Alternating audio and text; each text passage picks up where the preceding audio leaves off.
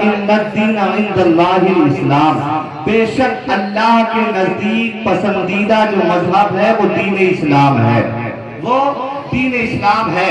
اب ہر انسان اللہ اکبر چاہے امیر کیوں نہ ہو، چاہے مالدار کیوں نہ ہو، چاہے کتنے بزنس والا کیوں نہ ہو، چاہے کتنی کوٹھیوں کا مالک کیوں نہ ہو، چاہے کتنی گاڑیوں کا مالک کیوں نہ ہو، چاہے کسی کی تجوری کے اندر کتنے ہی خزانہ کیوں نہ رکھا ہو، چاہے کسی کی تجوری کے اندر کتنے ہی سونا کیوں نہ رکھا ہو، چاہے کسی کی تجوری کے اندر کتنا ہی مال کیوں نہ رکھا ہو، لیکن وہ انسان سرفراز نہیں، وہ انسان کامیاب نہیں، کیونکہ کامیابی تو اسلام سے ملتی ہے۔ اسلام سب سے بڑی دولت ہوا کرتی ہے، اسلام سے بڑی دولت نہ کوئی خزانہ ہوتا ہے، اسلام سے بڑی دولت نہ کوئی گاڑی ہوتی ہے، اسلام سے بڑی دولت دنیا کے مکان نہیں ہوتے، دنیا کی بلڈنگیں نہیں ہوتی، دنیا کے بزنس نہیں ہوتے، بلکہ اسلام سب سے بڑی دولت ہے، سب سے بڑی کامیابی ہے۔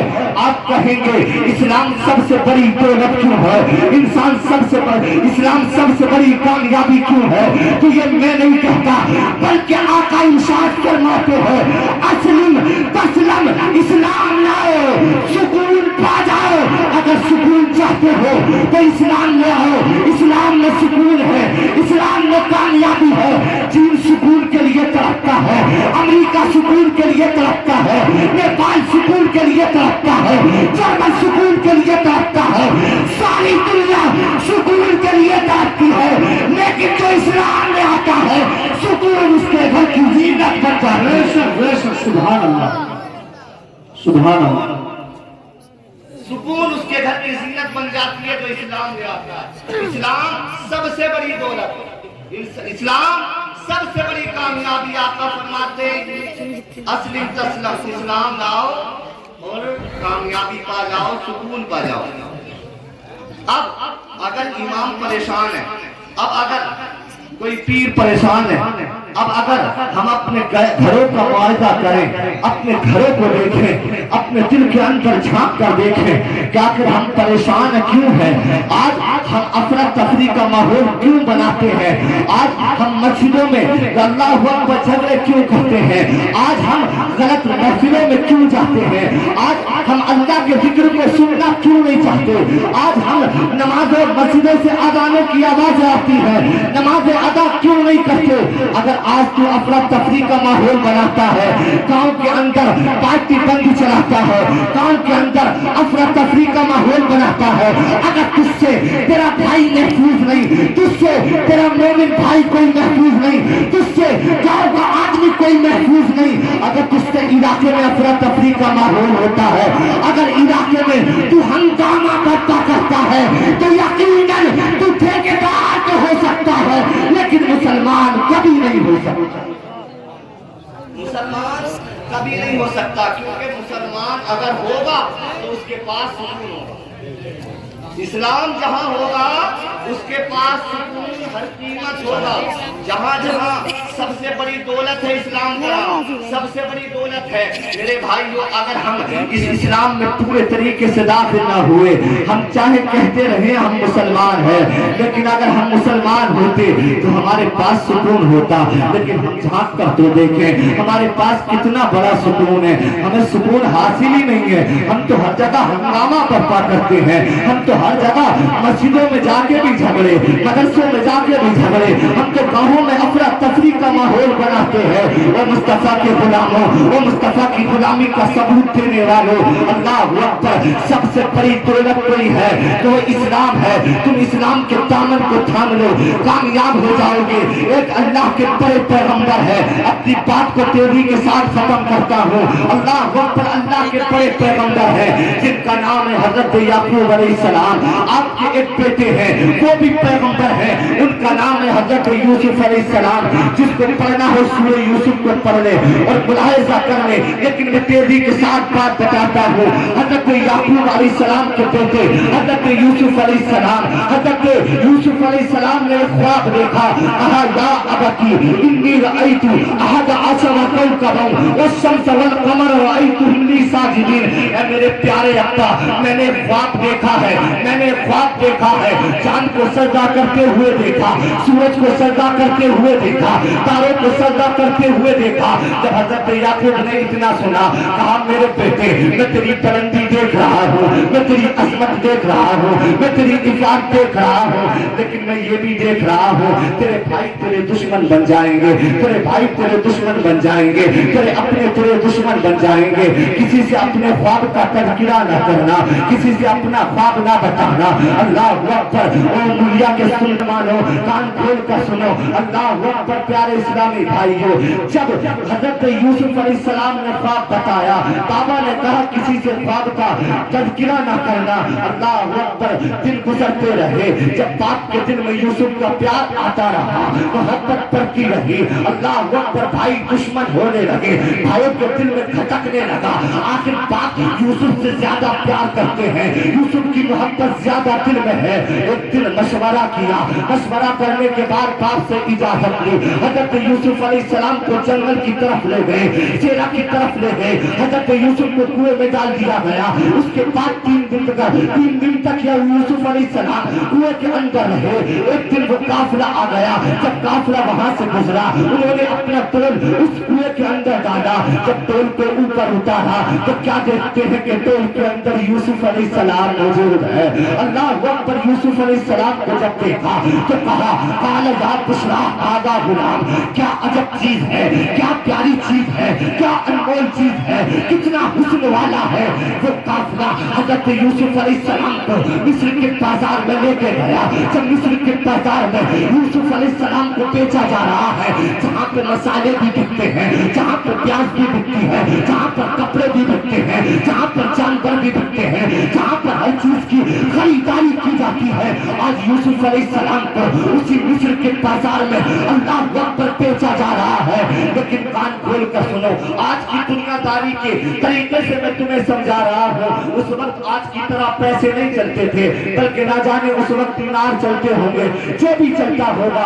لیکن ابھی اس بازار میں کبھی 50,000 کی بولی نہ لگی تھی، لیکن جب یوسف کی خریداری ہوئی نا، 50,000 سے شروع ہوتی ہے۔ سبحان اللہ، لوگ آتے رہے، کوئی 50 کی لگاتا ہے، کوئی لاکھ کی لگاتا ہے، کوئی 1 لاکھ کی لگاتا ہے، کوئی 3 لاکھ کی لگاتا ہے، کوئی 4 لاکھ کی، بڑھتی رہی کوٹی، 10 لاکھ پہنچی، 15 لاکھ پہنچی۔ ایک امیر کھڑا ہو گیا، کھڑا ہونے کے بعد کہتا ہے او لوگوں، یوسف کو میں خریدنا چاہتا ہوں، یوسف کو میں لینا چاہتا ہوں۔ کہا تو کیا دینا چاہتا ہے؟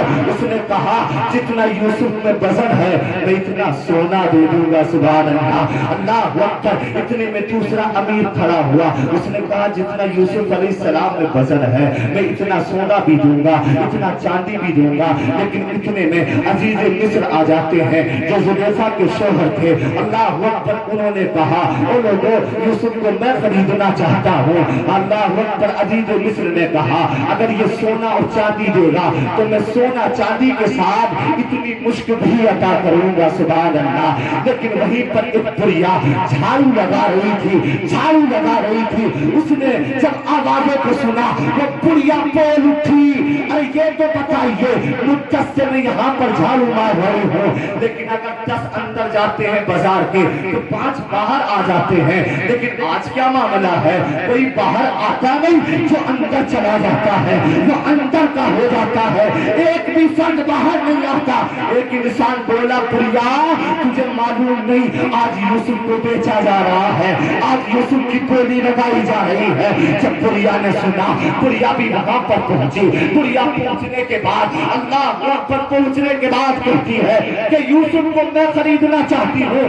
لوگوں نے کہا اے بڑھیا تیرے پاس کیا ہے جو تو یوسف کو خریدے گی؟ تو بڑھیا نے جملہ کہا میں ساری زندگی جھاڑو مارتے گزارتی، کاٹتے گزارتی، لیکن جتنا مال میرے پاس ہے سارا مال لے لو، لیکن یوسف کو میں خریدوں گی۔